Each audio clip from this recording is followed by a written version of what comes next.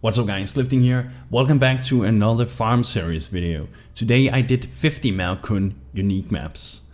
Mao Kun is a tier 9 atoll map. The unique map mechanics for this map is that once you locate and talk to Fairgraves, any monster already killed by you resurrects and 8 strong boxes appears on the map. Each time you open one of these strong boxes, different types of currency items will drop and a temporary version of Fairgraves will spawn. If you deal enough damage to him, he will drop a few extra random items, but he won't die until your final fight. The unique map objectives are complete once you kill him and his minions, which spawn after you have opened all 8 boxes. Fairgraves himself does not drop anything special even after killing him in the final fights.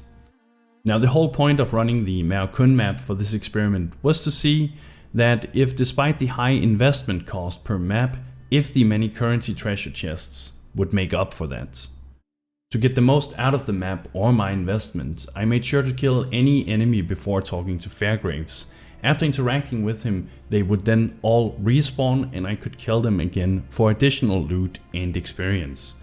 Also, I made sure that there were no remaining monsters left in the map when I left. Now the total cost of buying these 50 Mao Kuns were 400 Chaos Orbs. Furthermore, I bought 50 beautiful guide prophecies for a total of 175 C. And the reason I bought these prophecies is simply that this is the cheapest way of adding quality to the map. The total investment for running these 50 Mao Kuns were 575 Chaos Orbs. So yeah, pretty steep. The layout of the map is pretty straightforward, but finding each chest can sometimes take a bit of extra time. Each map took me on average 5 minutes to complete for a total of 250 minutes, and I then spent 50 minutes sorting through all of the stuff afterwards. But now for the good part, let's see if doing or running these 50 maps were actually worth it. As always, I will convert the value of it all into Chaos Orbs based on the current softcore league prices.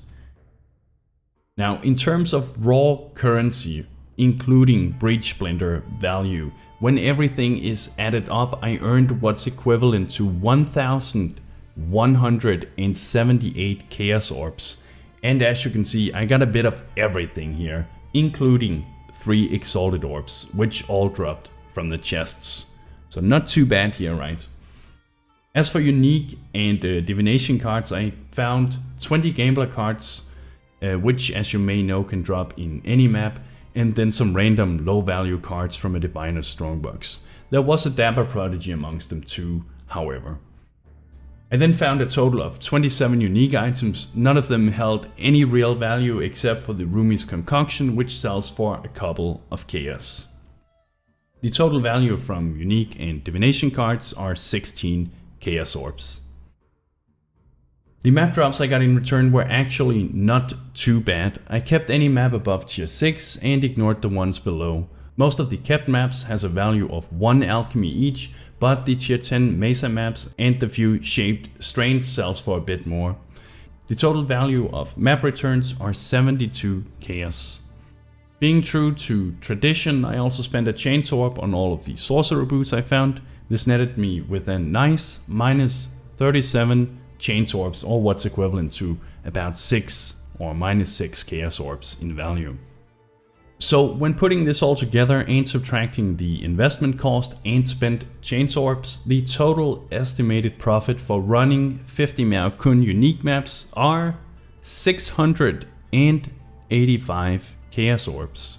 Taking into consideration the amount of time spent on each run, this amounts to something like 155 Chaos Orbs per hour, granting that everything is to sell for the price that it is getting listed for, of course. So even though it took a while to complete these 50 Mao Kuns, the profit is pretty good. 155 Chaos Orbs an hour is a pretty good rate if you keep it up. I don't even consider my 50 runs here to be a reflection of particularly good RNG, but it's hard to judge without performing the experiment a couple more times.